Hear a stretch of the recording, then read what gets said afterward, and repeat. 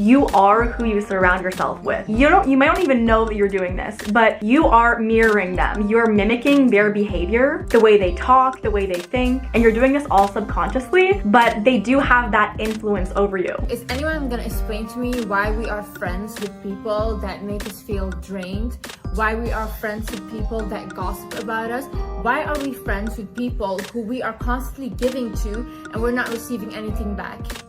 I think we have such an easier time romanticizing friendships and relationships, and we value the good times so much more than the bad times. In this situation where you have people in your life that aren't being supportive at times and are making you feel bad about things that you're passionate about, or are making you feel bad about who you are as a person, ask yourself, would I do this to them? If it's not hurting you or that person, and it's making that person happy, that's all that should matter to you.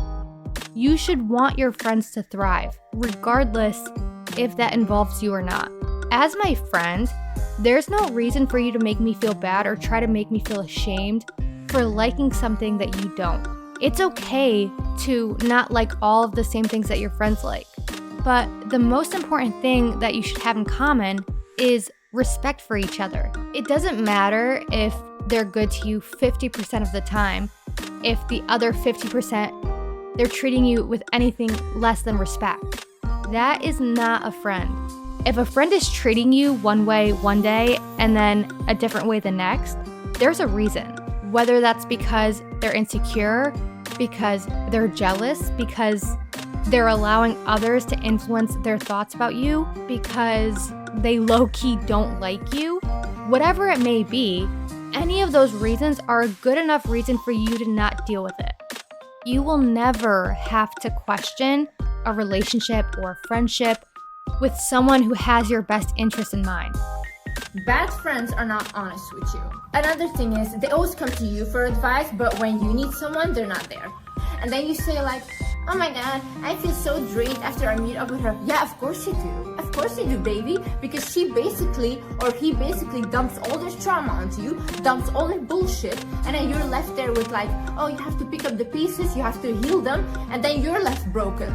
They don't see you as a friend, they see you as competition. I never see it as that, but my mom always says like, they're not trying to be a friend. They're trying to like do whatever you're doing so they look like you. You have to realize, does this friend want to be my friend or do they want to be me?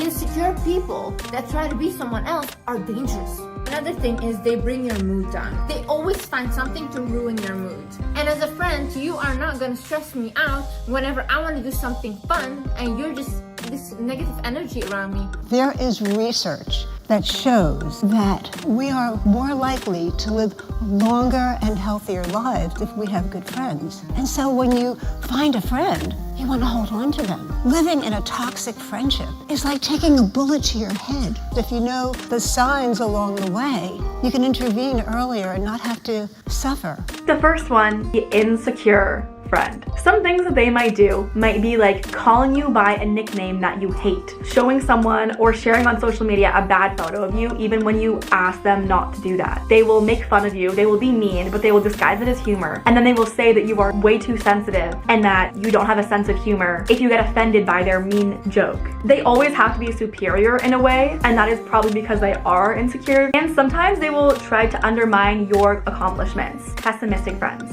Like, they can never seem to pull themselves out of their own sadness, and they can't accept your help. They use every event in their life as proof to show you that the world hates them. They can't look for the good in any situation, and this is a very draining friend. The next one is a narcissist friend. They will cut you off when you're speaking. They will try to actually change the way you act, the way you talk, your thoughts, your opinions. They think that their thoughts are facts. The conversation always shifts back to them. It's always about their life. And when you finally start speaking, they probably turn off and don't listen anymore. And anytime you hang out with this person, you go home feeling drained and exhausted. 4, the puppet master. This person wants to control every single thing around them, and especially you. You never text me enough. Why don't you call? Oh my god, you didn't tell me about that. Why are you going out without me? Why are you hanging out with them? They are so needy. They don't understand your need for space and independence and the fact that you're your own person. They're probably very overcritical of you, gives you unsolicited advice. They act like you can't do anything right, and they're actively trying to change you into being someone that can suit their needs.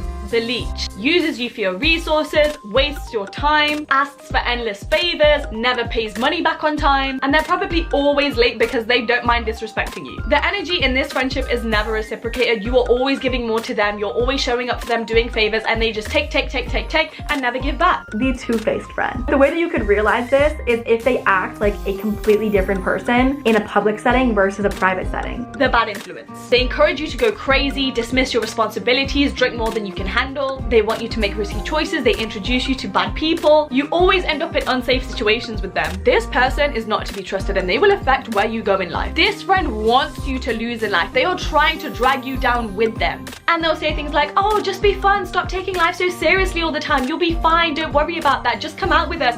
The energy vampire. Because this person drains you. Always complaining, always has something bad going on, always needs your advice, and literally uses you as their personal therapist. This person thrives off of playing the victim in every single situation, and no matter how much great advice and support you give them, they don't want a solution. They just want to keep complaining. The clueless. See, this person doesn't have bad intentions. They're not out here trying to get you or disrespect you. The thing is, they're just a hot effing mess. Every day, can you come with me here? What should I say to this person? How should I respond to this text? My boyfriend cheated on me again. What should I do? This person is probably hella sweet with good intentions, but they are dragging you down, and this is gonna have a toxic effect on you and your life. Bad energy is so contagious. You need to be extra picky with who you're surrounding yourself with. What do they say? How do they act? What do they do? Where do they want to go in life, and does that match up to me? You need to take this so seriously, especially if you're ambitious. Here are the questions you're going to ask yourself.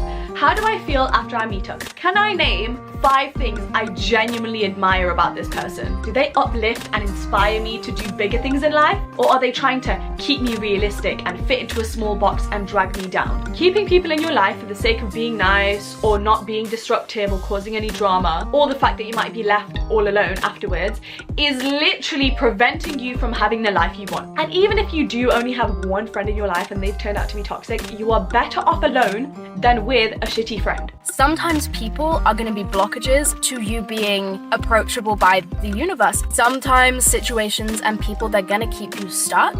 And I think it's a dangerous scenario when you start to be fickle with your friendship. Toxic friendships actually offer you the opportunity to practice honest, direct feedback. These friendships actually push us to have those difficult conversations, which leads us to setting boundaries, which leads us to looking for better friends and growing as a person.